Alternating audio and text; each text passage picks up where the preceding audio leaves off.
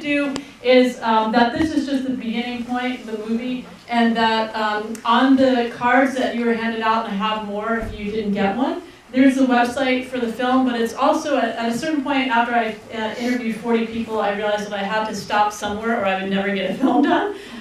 So there is a place where you can share your story or the story of a loved one. And I asked all the people in the film the same 23 questions. There are about half of them there. Sometimes the hardest part is knowing what questions to ask. So I've given you kind of a framework of how to start that conversation. The last 100 years is the first time in human history that we have looked to anyone other than our elders for advice, and our world is suffering as a result. And so the more that I can connect young people with our elders, and so that we get that advice, I think the better off the world will be. So my hope is to take the film, and I've started doing this in the high schools and colleges, and showing the film there and having elders come, and they're doing projects where they're interviewing the elders that come. And so that's great, because that's happening now.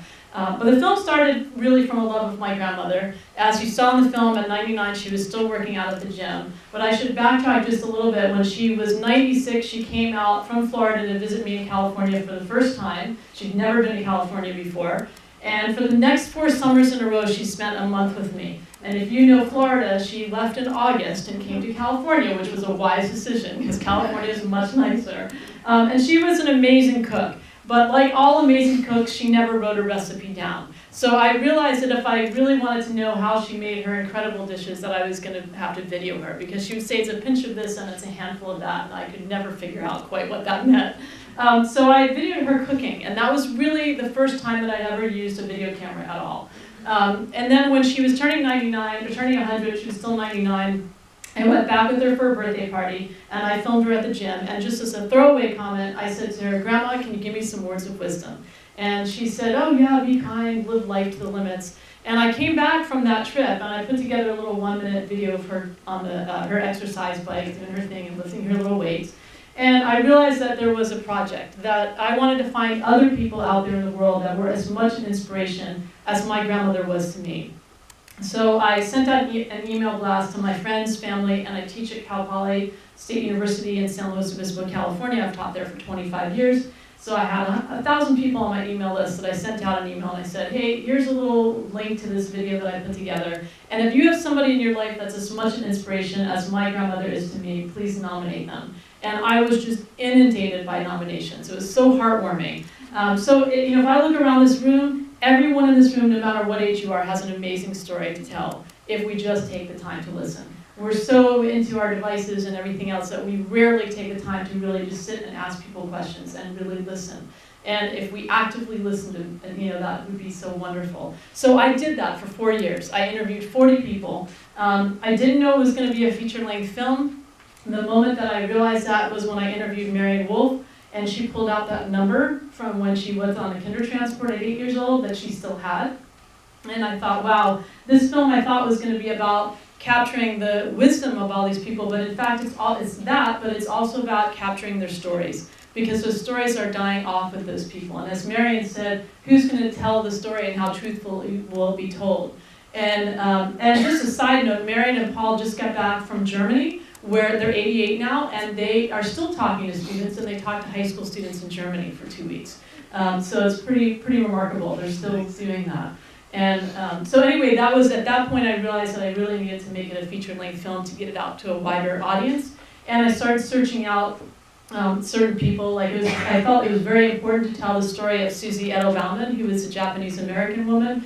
It's very easy to say those things happened in that country, but to remember the things that happened in this country, and that we interned our own people in this country during World War II, and what that meant, and that her husband gave his life for this country to prove that they were just as American as everyone else. And one of the things that was really important for me to get in the film was, she has that very funny story about her son saying, "Oh, let's go get those Japs."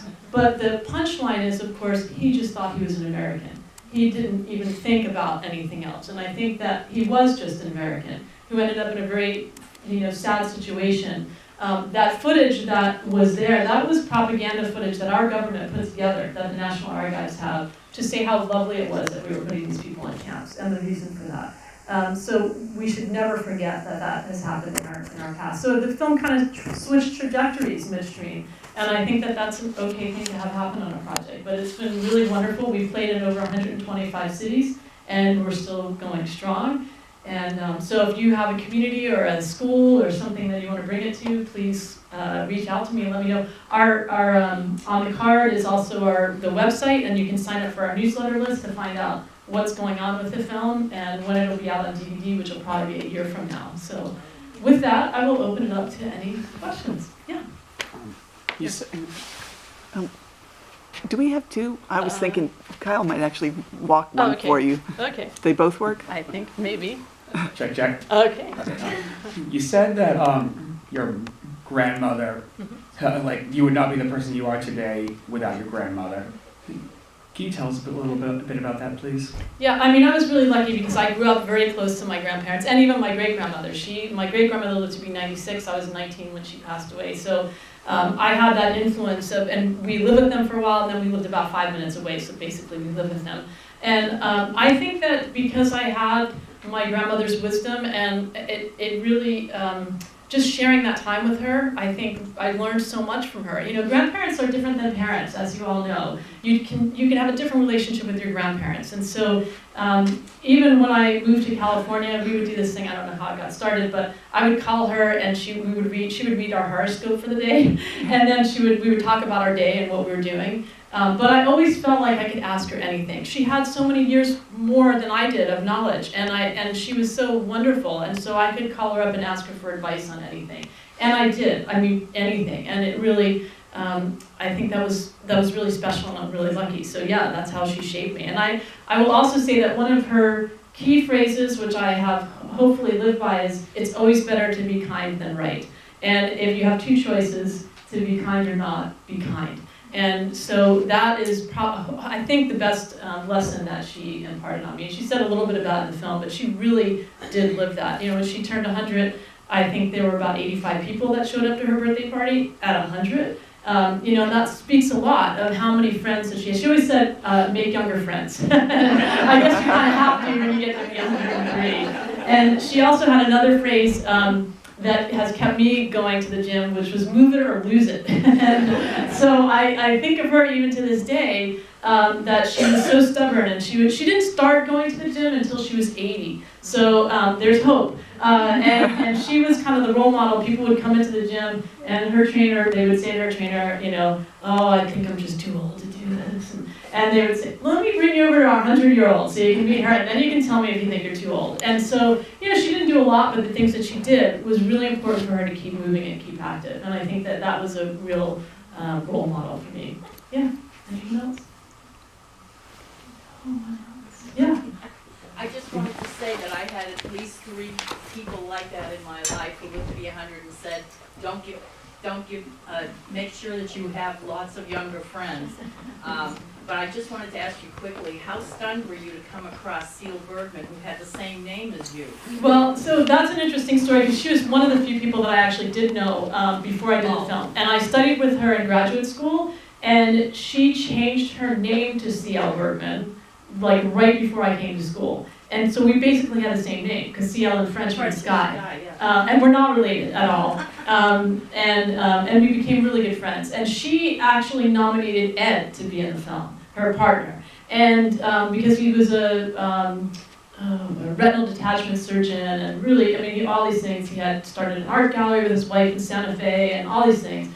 And I went out there and I stayed with them for a week, and I had interviewed both of them. And then the second time I went out, I got CL to do it because I said, look, I need an environmentalist in this film, and you are it. And because she had done the plastic highways, and I really wanted that to be part of the film, because she put her heart and soul in it. She went bankrupt, she lost everything. But she really believed in that idea early on. I mean, if you saw the pictures of her in that gallery, that was in the 80s, before people were really talking about plastics and those kind of things. And she literally just stunned Santa Barbara, because you imagine, you know, hoity-toity Santa Barbara filling a gallery with garbage, with plastic. And that day, I mean, now it doesn't seem so revolutionary, but at that time it really was.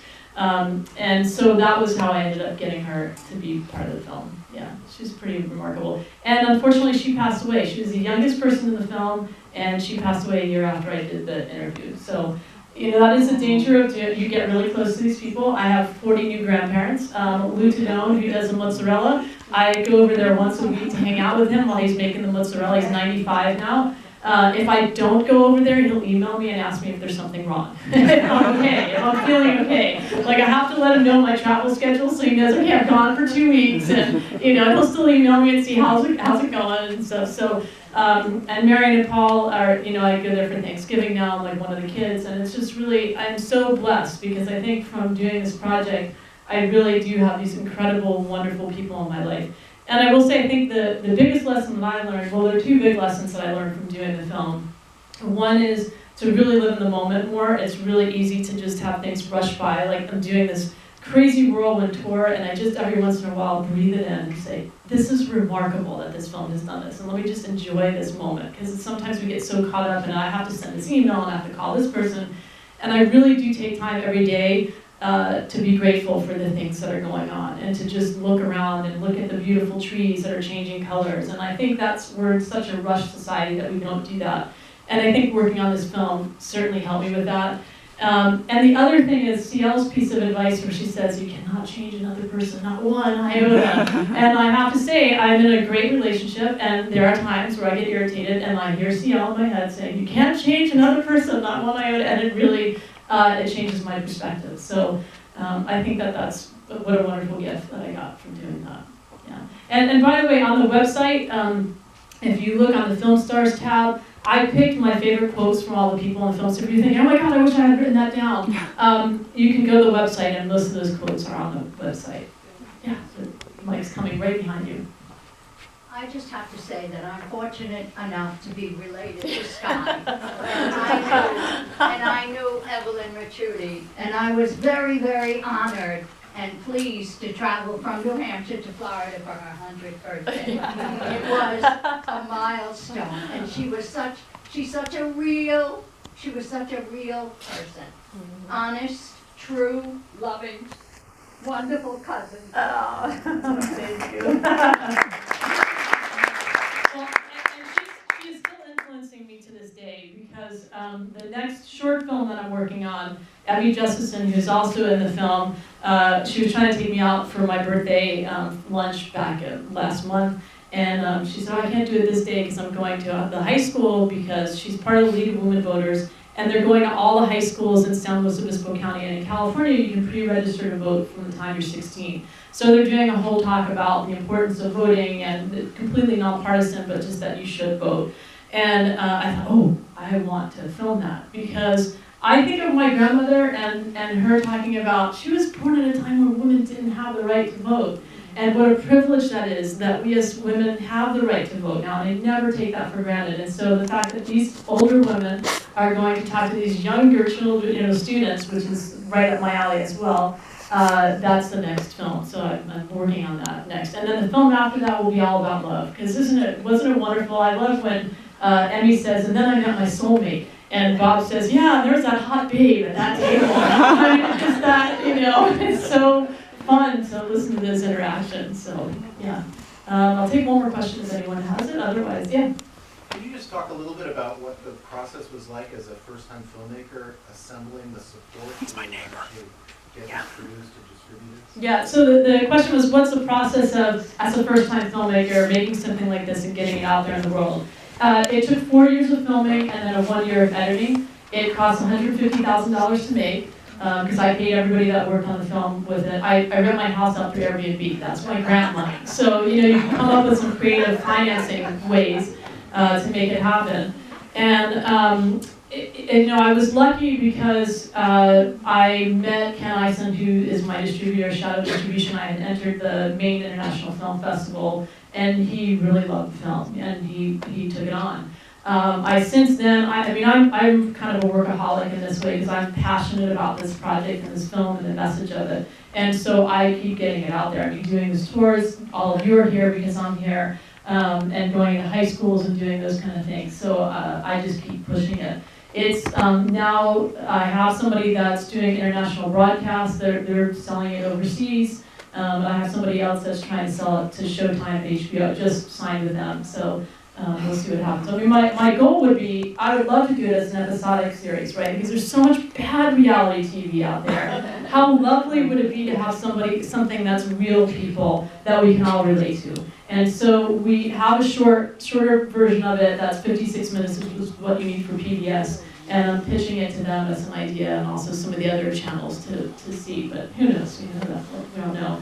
But I think that the biggest thing as a first-time filmmaker is if any of you are thinking, oh, I would love to do something like this, but I don't know where to start. I didn't know where to start either. I have 2 DSLRs. I didn't know never used video editing software. You can get help at the Apple Store, so I use Final Cut because I can ask those guys at the Apple Store how to do it, and really that's how I learned. I asked a lot of people a lot of questions along the way. The one thing that I will say that I learned very early on, thankfully, is people will forgive bad image quality, but they will never forgive bad sound. So learn how to put a mic on somebody and mic somebody, even if you're doing it for your family. It's like $50 to get a mic that you can plug into your iPhone.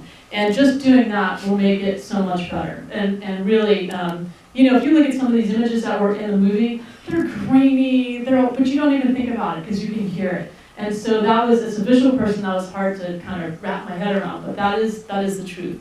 But really, if I can do it, anyone can do it. You have to be passionate about what you're doing, because there are times where it's really difficult. But if you know that it's the right thing and you're passionate about it, it'll happen. So go forth and make films. And I'll be around, so if anybody wants to talk to me, you can always email me. Thanks so much for being here. I really appreciate it.